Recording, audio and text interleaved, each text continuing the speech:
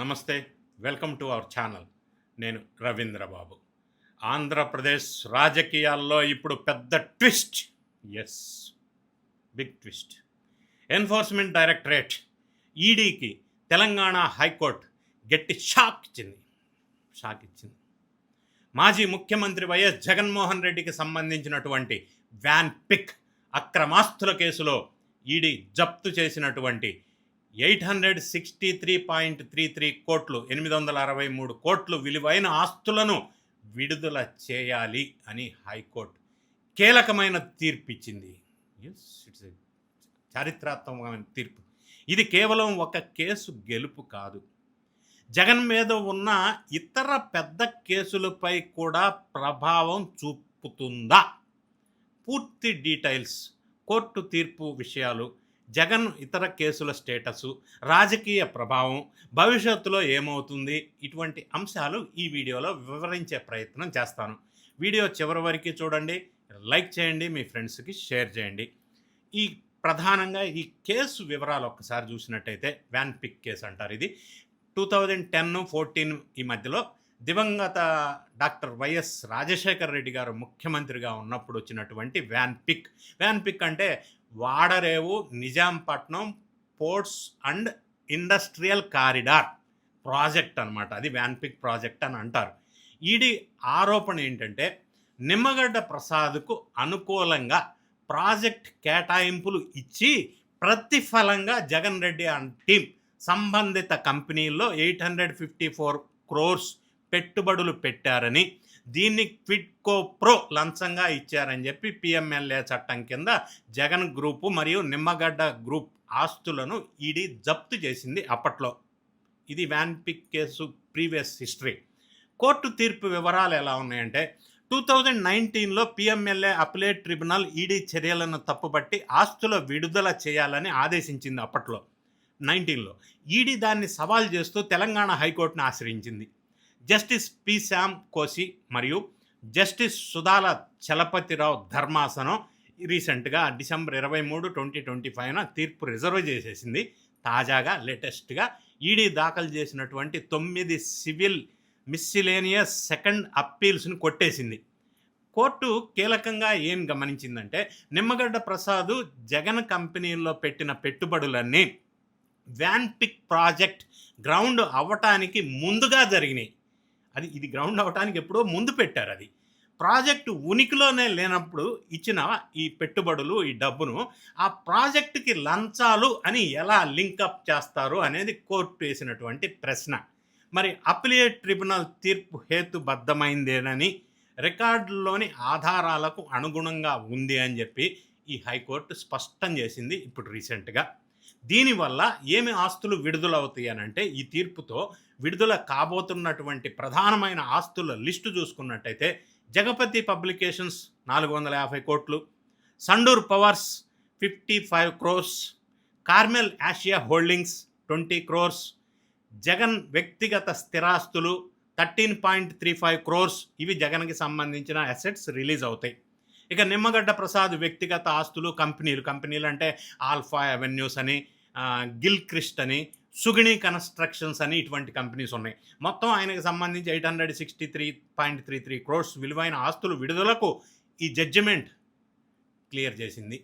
ఇక జగన్ ఇతర లీగల్ కేసులు, ఇప్పుడు ప్రశ్న అది. ఇప్పుడు అసలు ప్రశ్న ఏంటంటే ఈ తీర్పు జగన్ మీద ఉన్నటువంటి ఇంకా మిగతా ఇతర కేసులపై ఎలాంటి ప్రభావం చూపుతుంది అనేది ఇప్పుడు వినిపిస్తున్న చర్చ జరుగుతున్నటువంటి క్వశ్చన్. ఏడీఆర్ రిపోర్టుల ప్రకారం జగన్ మీద సుమారుగా 29 క్రిమినల్ కేసులు ఉన్నాయి. వాటిల్లో ప్రధానంగా మెయిన్గా చెప్పవలసి వస్తే డిస్ప్రపోర్షనేట్ అసెట్స్ అంటే డిఏ అంటారు కేసు. సిబిఐ దాఖలు చేసినటువంటి ఇది ఒక పెద్ద కేసు. 2012లో అరెస్ట్ అయ్యి ఈ కేసు మీద 16 నెలలు ఆయన జైలు శిక్ష కూడా అనుభవించారు. ఇప్పటికీ కూడా హైదరాబాద్ స్పెషల్ సిబిఐ కోర్టులో విచారణ కొనసాగుతూనే ఉంది అప్పటి నుంచి నాన్ స్టాప్గా. అది రకరకాల రీజన్స్, అది వేరే విషయం అనుకోండి.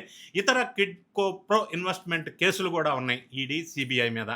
ఈ వ్యాన్ పిక్తో పాటు మరిన్ని ఇన్వెస్టర్లకు సంబంధించిన కేసులు కూడా ఉన్నాయి. లిక్కర్ స్కామ్ మనందరికీ తెలుసు, వాళ్ళ అసిస్టెంట్స్ పిఏ వరకు ఈ కేసులు, సిట్లు ఇవన్నీ వచ్చేసినాయి. అయితే ఈ వ్యాన్ పిక్ తీర్పు వల్ల దీని మీద కేసుల్లో ట్రయల్ గానీ, కిట్కో ప్రో వాదనలో బలహీనపరిచే అవకాశం ఏమన్నా ఉందా? అనేది కొంత ఒక పాయింట్ చర్చ జరుగుతా ఉంది. ఎందుకంటే ఇప్పుడు దీని మీద ఈ తీర్పు మీద ఈడీకి ఇచ్చినటువంటి ఇబ్బందికర పరిస్థితుల్లో ఈ హైకోర్టు తీర్పు వల్ల రాజకీయ ప్రభావం ఏమన్నా ఉంటుందా వైఎస్‌సీపీ మీద? చంద్రబాబు నాయుడు గారి నేతృత్వంలో తెలుగుదేశం కూటమి ప్రభుత్వం ఏర్పడిన తర్వాత జగన్ మీద ఇటువంటి ఈడీ, సీబీఐ కేసులు ఎడిషనల్‌గా పెట్టింది ఏం లేదు గానీ, జగన్ వర్గాలు మాత్రం దాన్ని ప్రతీకార రాజకీయాలని ప్రచారం చేసుకుంటూనే ఉన్నాయి. ఎడిషనల్‌గా ఏం పెట్టలేదు, చర్యలేం తీసుకోలేదు. అది వేరే విషయం. ఈ తీర్పు, ఈ నెరేటివ్‌ని ఈళ్ళేమన్నా జగన్ రెడ్డి గారు వేరే రకంగా రాజకీయానికి వాడుకునే అవకాశం ఉంది. ఈడీ ఇప్పటికే కొన్ని కేసుల్లో వెనక్కి వెళుతా ఉంది. మనం చూస్తా ఉన్నాం. ఇదొక వైసీపీకి కొంత ఉపశమనం కలిగించే విషయం అయ్యుండొచ్చు, అవుతుండొచ్చు. 2029 ఎలక్షన్‌కి ముందు వైసీపీకి రాజకీయంగా కొంత చెప్పుకోవచ్చు. ఈడీకి షాక్ తగిలింది, మా ఆస్తులన్నీ ఏం లేవు, క్విట్‌కో ప్రో లేదు, రిలీజ్ అయినాయి అని. కోర్టు ఇంకొక ముఖ్యమైన విషయం కూడా చెప్పింది. ప్రభుత్వాలు తీసుకునే పారిశ్రామిక, ఆర్థిక నిర్ణయాలను దర్యాప్తు సంస్థలు తన సొంత అభిప్రాయాలతో భర్తీ చేయలేవు. కోర్టు వ్యాఖ్యలు యాజ్ ఇట్ ఈస్‌గా నేను చెప్పాను. ఇది కోర్టు వ్యాఖ్యానించినటువంటి వ్యాఖ్యలు. సో, ఈ పరిణామాల నేపథ్యంలో మరి ఈ హైకోర్టు ఇచ్చినటువంటి తీర్పు సరైనదేనా? జగన్ మీద ఇంకా అడిషనల్‌గా ప్రస్తుతం ఉన్న ఇతర కేసుల మీద దీని ప్రభావం ఉంటుందా? అవి కూడా ఇలానే ఎదురు దెబ్బ తగిలి ఈడీకి మరి జగన్‌కి అనుకూలంగా మారే అవకాశం ఉందా? మరి ఈ లేదు అనంటే ఈడీ ఈ తీర్పు మీద మళ్ళీ అప్పీల్‌కెళ్ళే అవకాశం ఉందా? ఇట్లా రకరకాల క్వెషన్స్ మన ముందు ఇంకా ఉన్నాయి ప్రస్తుతానికి కూడా. ఎందుకంటే ఇప్పుడు ఈ తీర్పు వల్ల ఈడీకి ఇబ్బందికరమైన పరిస్థితి అయ్యుండొచ్చు. కిట్కో ప్రో అనేది ప్రూవ్ అవ్వలేదు కాబట్టి వాళ్ళు జప్తు చేసిన ఆస్తులను రిలీజ్ చేయమని చెప్పారు. దానివల్ల ప్రధానంగా జగన్ రెడ్డి గారు ఆళ్ళ సంస్థానానికి సంబంధించిన చాలా అసెట్స్ అన్నీ కూడా రిలీజ్ అవుతాయి. మంచి ఉపశమనమే. అలాగే నిమ్మగడ్డ ప్రసాద్‌కి సంబంధించిన ఆస్తులు రిలీజ్ అవుతాయి. ప్రధానంగా ఇప్పుడు వినిపిస్తున్న టాక్ నన్ను అడుగుతుంది చాలామంది ఏంటంటే, మరి ఈ విధంగా కోర్టు తీర్పు ఉన్న నేపథ్యంలో మిగతా కేసుల మీద దీని ప్రభావం ఉంటుందా? ఉంటే మరి ఏంది పరిస్థితి? మరి ఇది రాజకీయంగా వైఎస్ఆర్‌సీపీ వాడుకునే అవకాశం ఉందా? ఉంటే ఉండొచ్చు. రాజకీయ పార్టీలు రాజకీయంగా వాడుకోకుండా ఎందుకుంటాయి అనేది నా పార్టీలకు అతీతంగా నేను అనుకుంటున్నటువంటి అంశం. ఖచ్చితంగా ఉంటది. ఇక మిగతా కేసులు అనేది it's case to case different. ఈ తీర్పు ఇలా ఉంది కాబట్టి దీని ప్రభావం మిగతా కేసుల మీద ఉంటది, దాని మీద ఉంటది అని జనరిక్‌గా అంటకట్టలేము అనేది ఒక ప్రొఫెషనల్‌గా నా ఒపీనియన్.